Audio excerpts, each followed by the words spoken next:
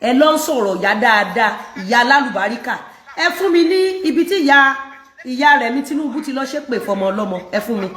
ẹ fún mi níbi tí ìyá Rẹ̀mí Tinubu ti fi omijé sọmọ ọlọ́mọ lójú nítorí kó lè jẹun ẹ fún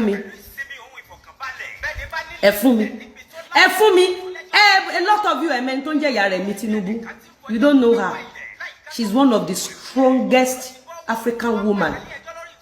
Ká yọwọ́ ọpẹ́ ti fi social media bá gbogbo nǹkan jẹ́. Ànábì kan nìyá Rẹ̀mí Tinubu. Ànábì kan tó yẹ ká gbé èrè ẹ̀ sílẹ̀ ká máa tẹríba fún. Because without her, we may not know what they call democracy today. Ìyá Rẹ̀mí Tinubu àti bàbá Rẹ̀mí Tinubu ti ń ṣe foundation látọdún wo lára àwọn onítíátà mọ ìdí tí Ìyábọ̀ Òjó ṣe lọ́n àtàkì àwọn aṣíwájú ni ẹ ti gbàgbé nínú fídíò Ìyábọ̀ Òjó kan ó dìdí fẹnu ẹ̀ sọ ó ní pé ìgbà tí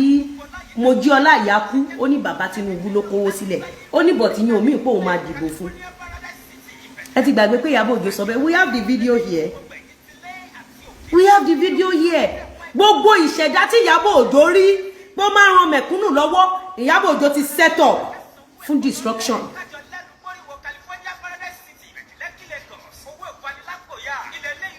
Gbogbo wọn pátápátá ẹ lọ fún mi lẹ́dàá kan tí Ìyábọ̀ Òjó bully ṣé Pastor Sulaiman la fẹ́ sọ Pastor Sulaiman is one of most kind-hearted pastor in Nigeria. Pastor Sulaiman is one of the most realest, most kindest pastor in this Nigeria. Ẹ lọ wo gbogbo àwọn tí Ìyábọ̀ Òjó ti bà láyé jẹ́ ẹ lọ wo gbogbo àwọn tó ti bà lórúkọ jẹ́ kẹ́ wá padà wá kò sí kankan nínú wa tí Ìyábọ̀ Òjó target fún bully tí a kì í ṣe aláàánú.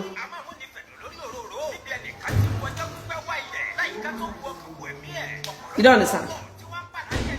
Ìyá wa dáadáa, ìyá wa lálùbáríkà, Mama Rẹ̀mí Tinubu.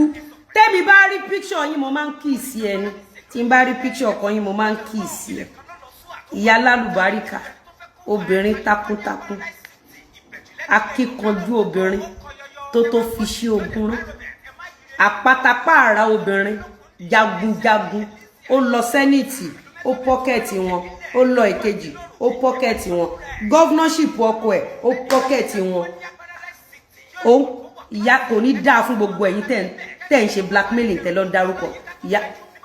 ẹ̀ ní ṣe oríire gbogbo ẹ̀yin blackmailers tẹ́ ń dárúkọ ìyá Rẹ̀mí Tinubu wá kéré nú ayé ni. O lọ ń fi fragileness ẹ má lọ wò pọ̀ fragile o tó bá ń gbọ́ tsunami ìyá Rẹ̀mí Tinubu ni she is a woman every man should pray pé bó bá tiẹ̀ ní ìyá Rẹ̀mí Tinubu bó bá ní Lizzy Anjorin àwọn obìnrin tá lálùbáríkà mọ́ra wa a dẹ̀ ń study ara wa ó dẹ̀ ní nǹkan tá love lára ara wa tá dẹ̀ ń study. Wọ́n sọ pé kémi lọ ṣe show ìyá Rẹ̀mí ẹ̀yin lẹ́mọ AI kí ni ìyá Rẹ̀mí Tinubu fẹ́ ná nínú owó tí kò sí o mẹ́ni tó ń pè ní Rẹ̀mí Tinubu ni kò síbi tó ń nawọ́ sí tí ò mú nǹkan kò tí ì sí ó ṣiṣẹ́ débẹ̀ ni kò bá tọmọ ọlọ́mọ jẹ́ kò pààyàn lẹ́kùn kò bá yéèyàn jẹ́ ó kàwé ó kọ́ṣẹ́ ọwọ́ ó nímọ̀ ó lóye. Èwo nú èmi àti yín tán bá dálẹ̀ tán bá tún ṣà ẹ sábọ̀dù àwọn bàbá ọmọ ẹ tó o bá tí wọ́n jẹ́ ẹ̀ṣẹ̀ wo náà ṣẹ̀ nínú ayé tán bá ní pọ́kùnrin ṣẹ̀yàn kò sọ́kùnrin tó ṣe ìyàwó ẹ̀ tó politician ohun tó bá múrú àwọn ìyá Tinubu tán wá rírú bàbá aṣíwájú bí ọmọ wọn ó lọ tó bá lọ kó máa padà bọ̀ láti how many years ìyá yẹn dẹ̀ tired down bẹ́ẹ̀ tí nǹkan kò dẹ̀ ṣẹlẹ̀. Ànábì kan ni ìyá Rẹ̀mí Tinubu odidi ìwé kan ni odidi Kùránù kan odidi Bible kan ni. Ẹ̀yin jágbajàgba ẹ̀yin rádaràda ẹ̀yin olóṣì ẹ̀yin blackmailers ẹ wá fẹ́ lọ máa dárúkọ role model títí wa màmá dáadáa màmá Rẹ̀mí Tinubu kó lè bá mọ Esabod ó mọ nǹkan bó so ó lè mọ èèyàn tí Lizzy jẹ́ ó kàn rí pé mo wá sórí social media mo wá ń kiri ọjà mo ń polówó ọjà ó lè lè mọ bí mo ṣe wà loaded o lè mọ bí mo ṣe máa ń study àwọn èèyàn dáadáa mi ò lè fojú lẹ̀ fúrú wọ Esabod àwọn ìyá rẹ̀ mi Tinubu àwọn Oprah àwọn ìyá àwọn màmá Alákìjà àwọn tí mo study lókè kí ló wà ń bí kí ló wà ń bí kí ló wà ń bí màmá Alákìjà I think her wedding was about 32 or 36 and news broke bí rọ ní bó tọ́ ni torí kò sẹ́ńtẹ́ lè purọ́ mọ́ ẹkú tí mo pa àwọn ìyá yìí ò ní wá sórí online wá dìbò nkí ẹ̀ but if the richest woman can keep married for 32 years I think it's a challenge.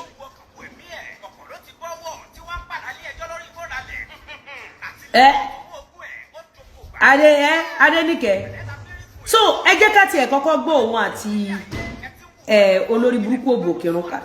ká wá máa lọ sí ọ̀dọ̀ ìbẹ̀rẹ̀ kòdó Bobrisky o tún fà káǹtì ló introduce àkáǹtì ṣé n pè é fún ẹ torí òun pariwo tó bá máa wí wà nítorí donation ni nítorí nígbà tó di pẹ́. Esabod tó bá fẹ́ gba donation láti bẹ̀rẹ̀ ayé ẹ̀ ò bá ti má máa ṣe ìkà fún àwọn tí ò ṣẹ̀ then ò bá ti gé apá ẹ méjèèjì kó gé ẹsẹ̀ ẹ méjèèjì since tó ti ní wúlò kankan ìdánilẹ́sà gbogbo ètò ìsọ̀rọ̀ ariwo ni ẹ̀yin èèyàn tẹ́ mọ̀ Lizzy Anjorin ẹ jọ̀ọ́ ṣé tẹ́ bá ń jalè Lizzy máa wá fún yín tẹ́ bá ń pààyàn ṣé Lizzy máa wá fún yín tẹ́ bá ń ṣe nǹkan ṣé Lizzy máa wá fún yín kí ni Lizzy máa wá ṣe tó bá wá fún Lizzy ni Lizzy máa tó wá fún ẹ yes or no yes or no Lizzy don't go for people Lizzy Anjorin don't go for people and that is why you see Mama Remi Tinubu. Mama Remi Tinubu, despite the fact that she's a very powerful woman in this Nigeria, she doesn't put her mouth in things that doesn't concern her. The only thing that concerns her is her husband and her business. And I'm sure you dare not cross your boundary. Politically. You dare not. Ngba tó ti mọ̀ pé ó fẹ́ wá tọrọ bára ẹ sá wá ti gé apá ọ̀tún wá gápò sí wá gẹ́sẹ̀. Ó ti yé ẹ. Ọ̀kíwọ náà súké dó okúkú jábẹ̀rún náà tẹ́lẹ̀ but jẹ́ kí n gbọ́ ṣò ẹ̀ tán. Sídi ìyàwó pírẹ́sídẹ́ǹtì. Ṣé ẹ pé donation làwọn Ìyábọ̀ Òjó fi ń live? Ṣé ẹ pé donation làwọn Ìyábọ̀ Òjó fi ń live? Esabod ibi donation nìkan lórí lára AI tẹ́lọ kọ̀ǹkọ́ọ̀tì fún ìyá títí wá idol títí wá Ọlọ́run àwa obìnrin tó ń ṣe dáadáa sọ́kọ wa àmì mini god gbogbo àwa obìnrin tó ń kọ́ wa bá ṣe lè lóyà bá ṣe lè jáde lọ ṣiṣẹ́ bá ṣe lè jáde ká fọ́ everywhere ká lock ẹ̀ down láti sọ àwọn ọkọ wa di president ó rí gbogbo yẹn ibi AI tẹ́ lọ bẹ̀rẹ̀ yẹn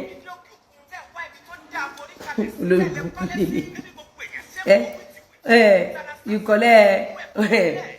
mo gbọ́ tó sunkún donation. ẹ má dáhùn lóhùn first lady tiwa ò sunkún donation.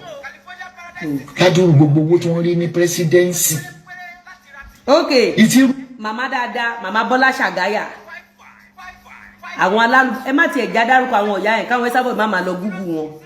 ṣe rí àwọn ọ̀yá kan wà tí mi fẹ́ dárúkọ torí àwọn Esabod àwọn Ìyábọ̀ Òjó wọ́n má máa lọ búlì wọn